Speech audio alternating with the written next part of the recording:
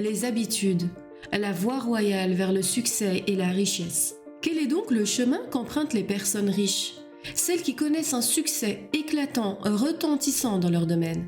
Je vais partager ici les 10 habitudes que Dan Lok préconise pour atteindre la réussite et la richesse. Pourquoi est-ce que la réussite frappe à la porte de certaines personnes en particulier? Tu dois savoir que tu ne décides pas de ton avenir. Tu décides d'instaurer des habitudes et les habitudes bâtissent ton avenir. Ni la réussite, ni l'échec ne surviennent du jour au lendemain. Le succès consiste à répéter quotidiennement une somme de petits efforts. Ici, je vais te partager les 10 habitudes que j'ai apprises à développer au fil du temps. Première habitude, assumer totalement la responsabilité de sa vie. Vois-tu, les vainqueurs, les personnes qui excellent dans leur domaine, les personnes richissimes assument entièrement la responsabilité de leur vie. Lorsque j'étais dans la vingtaine, je traversais des difficultés. Je venais de mettre la clé sous le paillasson de ma 13e entreprise.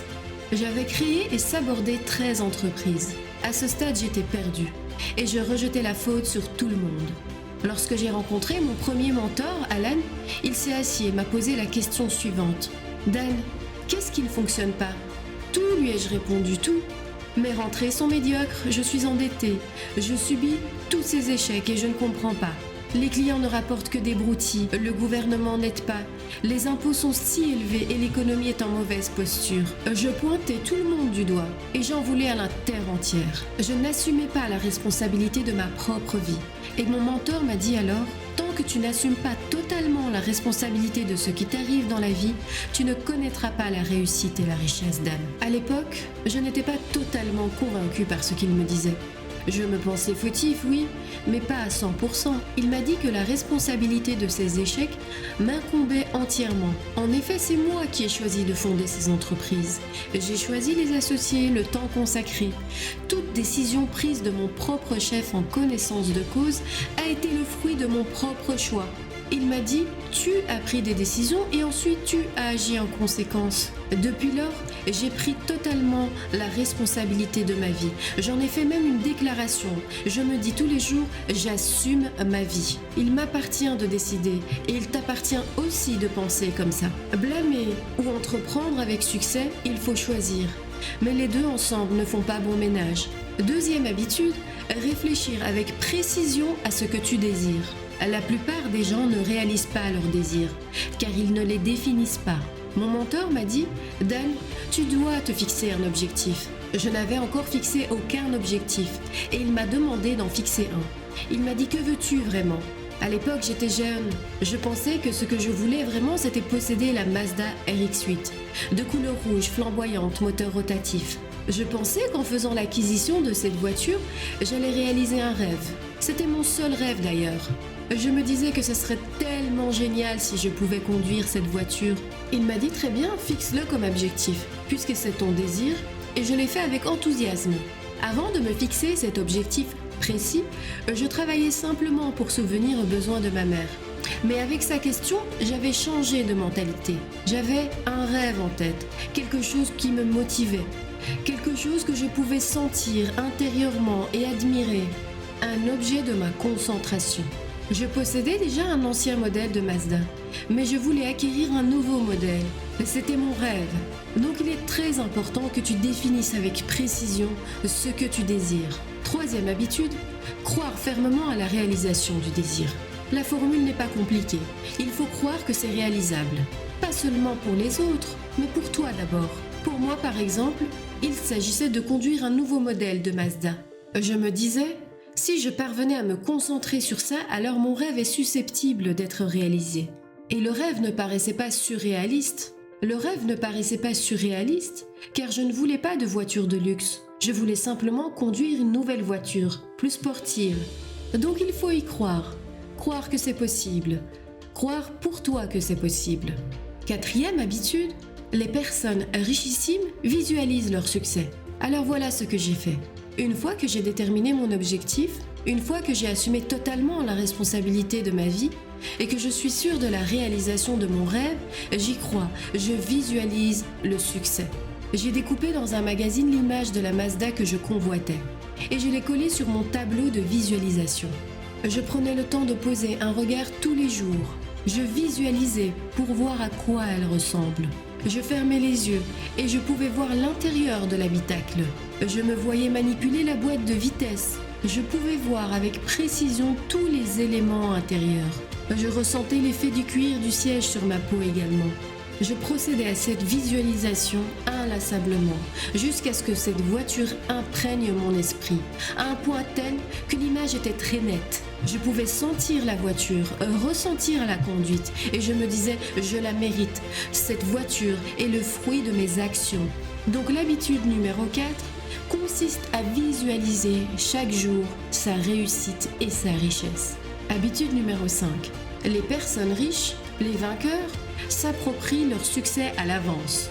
Ainsi, à l'époque, lorsque je sortais avec mes amis et que j'apercevais la voiture de mes rêves, je leur disais « Hey, c'est ma voiture !» Ils me répondaient « Encore une fois, t'es devenu fou, ce n'est pas ta voiture !»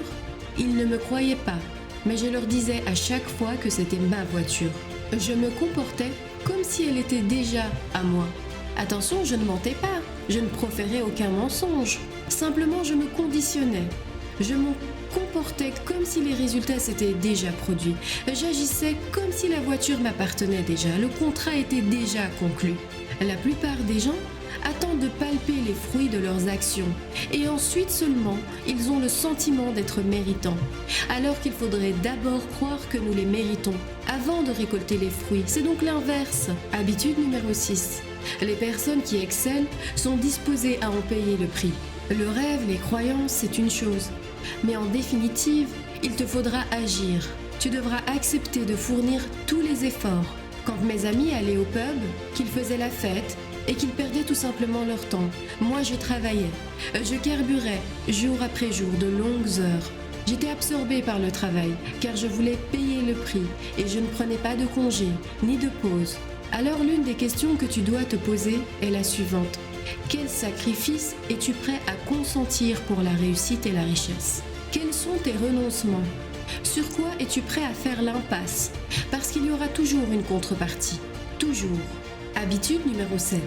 Les personnes riches ressentent de la peur et poursuivent malgré tout.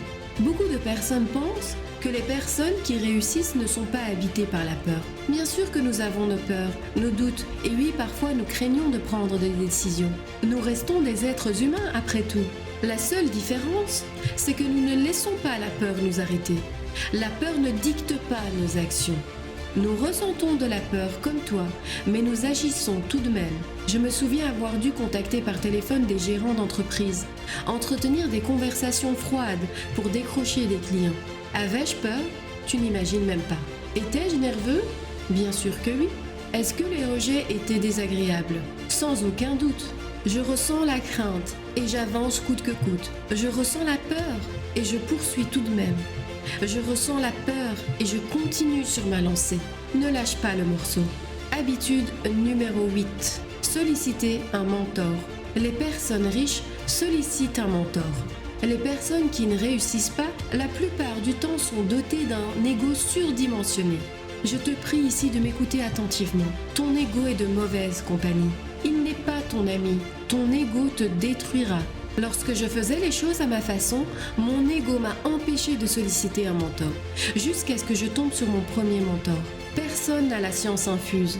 Personne ne possède toutes les connaissances. Peut-être que cela ne va pas te convenir, mais va à la recherche d'une personne qui pourra t'aider. Plus tu augmentes tes connaissances, plus tu constateras que tu en sais peu. Mon mentor, par exemple, m'a enseigné l'état d'esprit et les compétences dont j'avais besoin pour atteindre mes objectifs. Je souffre de lacunes, bien entendu, mais comme l'a dit Churchill, le succès consiste à aller d'échec en échec avec enthousiasme, ce qui me permet d'aborder la prochaine habitude.